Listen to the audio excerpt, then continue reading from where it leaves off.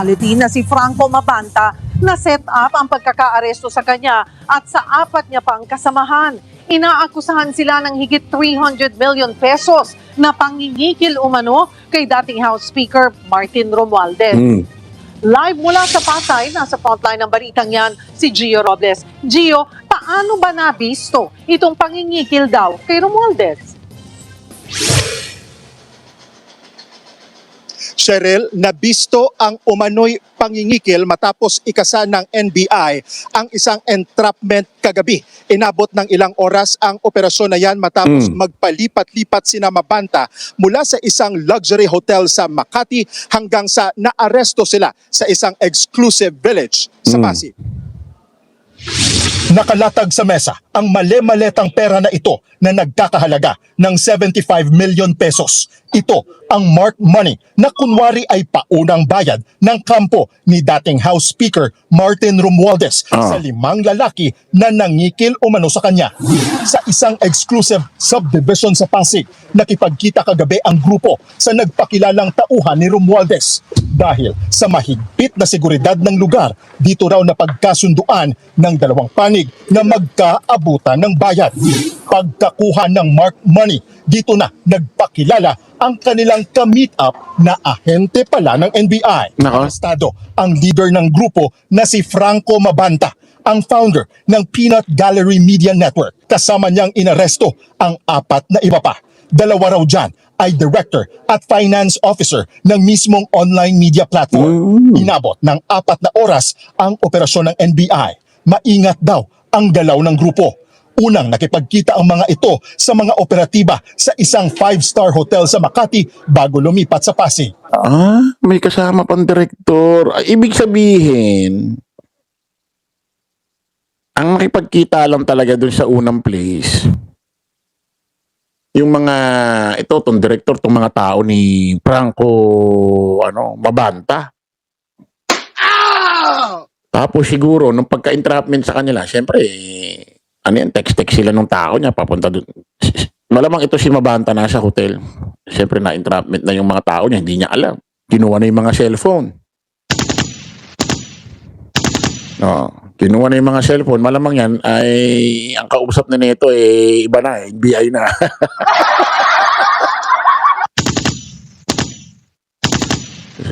Malamang yan, malamang pagdating sa hotel niyan, ayun na. Dire-diretso na sila doon sa kwarto. Pagbungan malamang ni Franco, NBI. Tapos, ang maliligayang araw. Sarap maging isipin mo NBI, NBI agent ka na NBI, Pwede kaya ako maging NBI, may tawag dyan ano ba tawag dyan sa Ano ba tawag doon sa NBI? Ano ba tawag doon?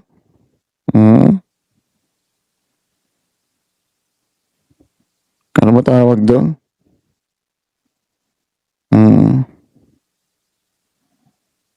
Ano ba tawag doon sa Hello, be.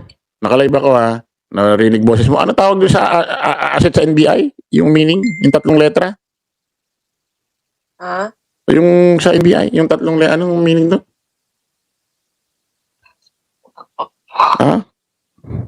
Asset nila?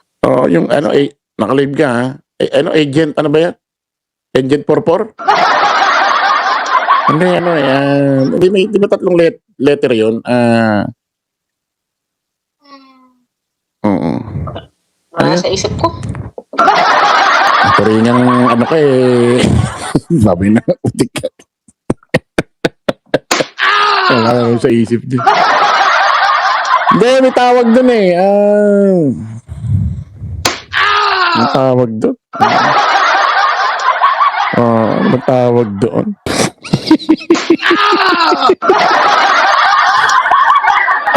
Ano pala, CA pala, confidential agent. Sarap siguro maging ganun, Sarap siguro maging ganun, confidential. Siguro magaling ako. Kailangan magaling ka umacting dyan. Kailangan magaling ka umacting, no? Ako siguro ako magaling-galing ang umacting dyan, ano? No? No? Ay sigurado pag ako nakatransaksyon ito ni Franco, ano ba? Ano ba kung last mo laging hayop ka nakakalimutan? Franco Mabanta. Ay sigurado, putik nung nakaraan patapos ang kaso. Ay maganda magboses sa babae, no? Maganda magboses sa babae. Help.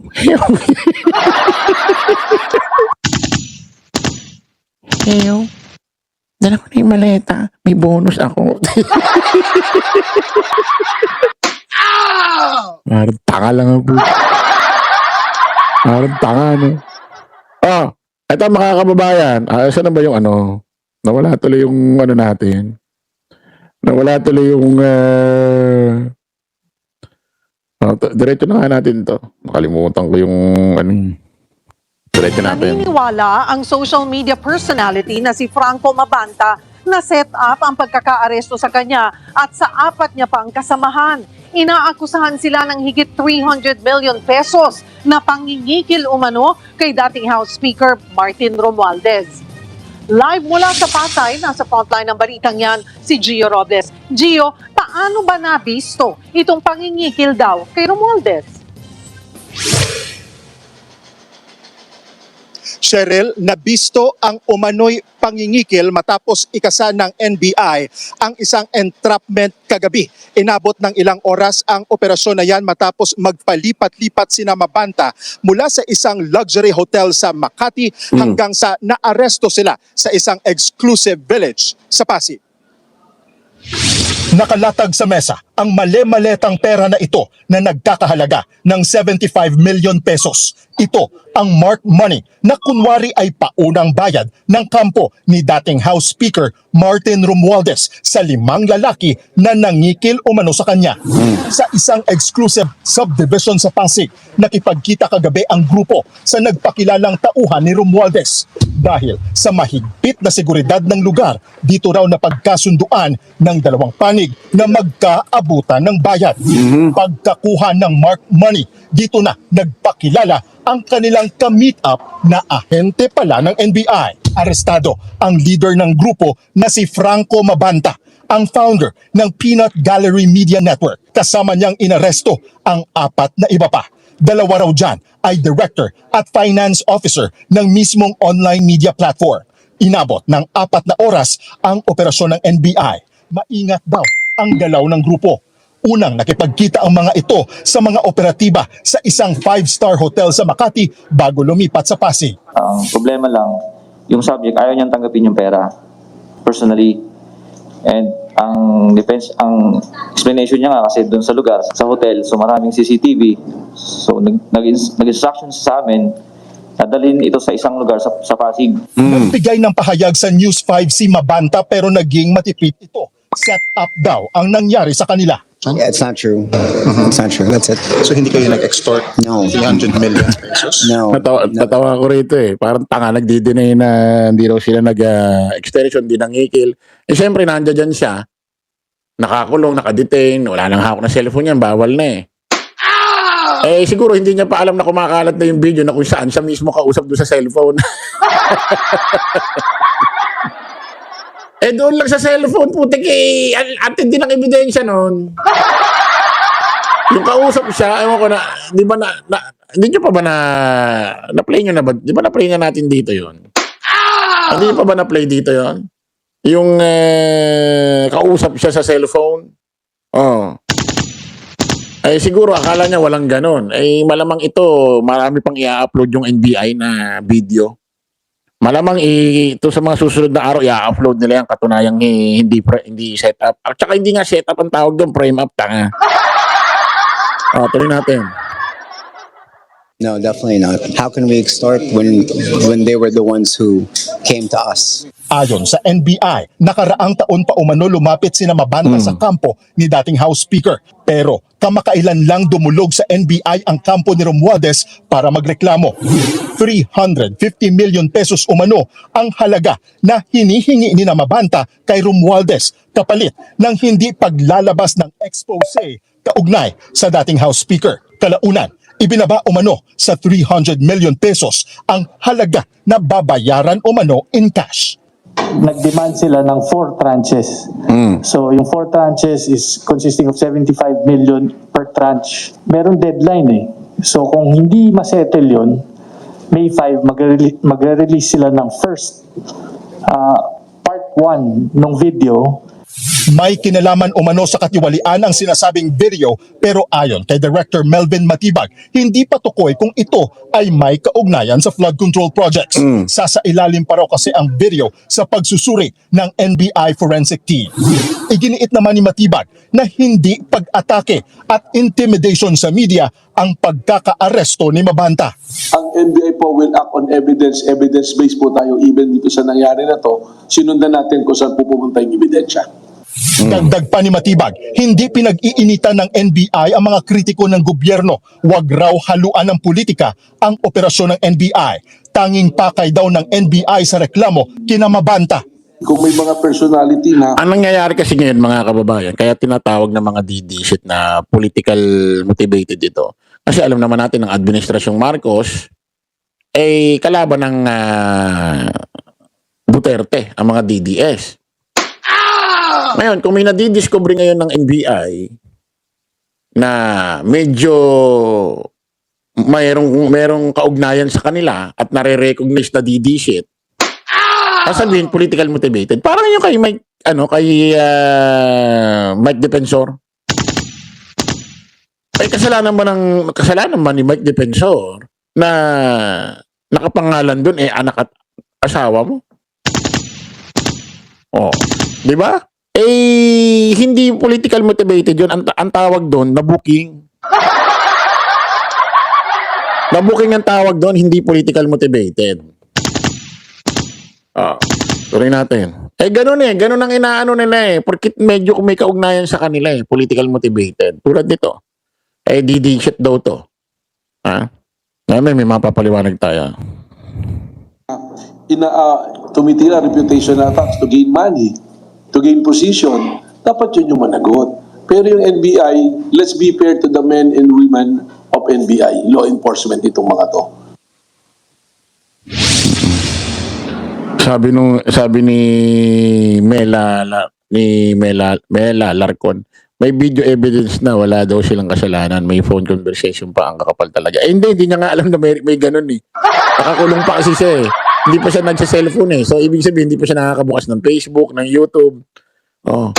Pag halimbawa nakawala, doon niya marirealize, may mga nakarecord pala, mukha pala akong tanga, dinidinay ko pa. Mukhang tanga. Ayun lang Yun lang solid yung ebidensya At ang nakakatawa pa doon, siya pa kausap. Siya kausap. So, walang kakawala ito. Hindi nga natin alam kung may bail ba ito. Hindi ko alam kung may bail ito.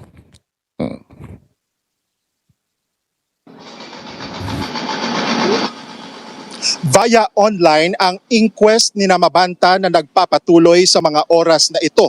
Nahaharap sila sa reklamong robbery, extortion at mga takdang dalhin sa NBI detention facility sa Muntinlupa. Bahagi si Mabanta ng team or campaign team ni President Bongbong Marcos nung tumakbo ito sa pagkapangulo noong 2022 elections. Marami o libo-libo ang social media followers ni Mabanta na madalas mag-post ng kanyang mga komento kaugnay sa politika at iba pang national issues. Cheryl, balik sa'yo. Maraming salamat, Gio Robles. Ngayon, mga kababayan, ito lang dapat di man pinag-aanuhan to, pinagtatalunan ito Kung ano ba ito, DDS o loyalist na taga-suporta ni Pangulong Bongbong Marcos.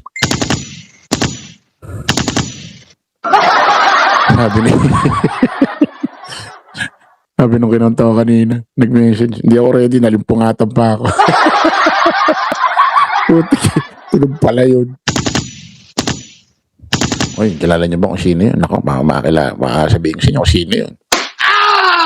Dahil napakulong na. Joke lang. Butik, pinagtatalunan ngayon kung DDS ba ito or loyalist ba ito, taga-suporta ni Pangulong Bongbong Marcos. Alam nyo mga kababayan, totoo pala yung mga nangyayari, yung mga issue nung nakaraan. Na may mga vlogger na parang, kasi ito ang nangyayari dito, parang lumalabas, threat talaga eh. Threat talaga na, gagawa siya ng isang social media platform, tapos sasabihin may upload kaming video kapag ganyan, hindi ganito. Kailangan magbayad ka. Puti ka no? Hindi no? Ang nakakaano rito, ngayon lang kaya niya ginawa yan, nila? Ano? Tapos yung mga news anchor dyan, alam kaya nila yung ganitong kalakaran? Kasi lalabas siya, nakakahiya kayo dyan. Di ba nandyan din? Di ba si Edo Manzano nandyan ba? Host ba siya dyan? May trabaho ba siya dyan? Ha?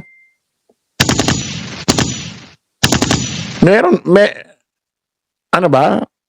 Host ba si Edo Manzano dyan? Ang nakakapagtaka rito, mga kababayan. Yes, nandyan si Edo. Ang nakakapagtaka dito. Bakit? Pag tinignan mo yung FB page nila, Peanut Gallery Media Network, hindi naman siya hawak ng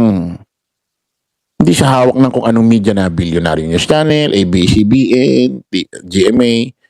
Ano lang ito, independent ito no na media. Independent ba ito or korporasyon ito? Si Franco lang ba may-ari nito? Ang nakakapagtaka dito, yung mga news anchor nandito or mga host, medyo may mga pangalan. Pero ang FB page niya is 675,000 follower lang naman. Hindi naman ganun kalakihan pero humahawak ng medyo may pangalan tao. Ngayon, saan ang gagaling ang pambayad nito? Kung halimbawa ano ba ito, businessman or ano, saan ang gagaling yung pera pinambabayad nito? Hindi naman porque ganito follower mo sa Facebook, mga kababayan, malaki kinikita mo. Ang kita ho sa Facebook, sa FB page, hindi naman ho consistent, hindi naman ho,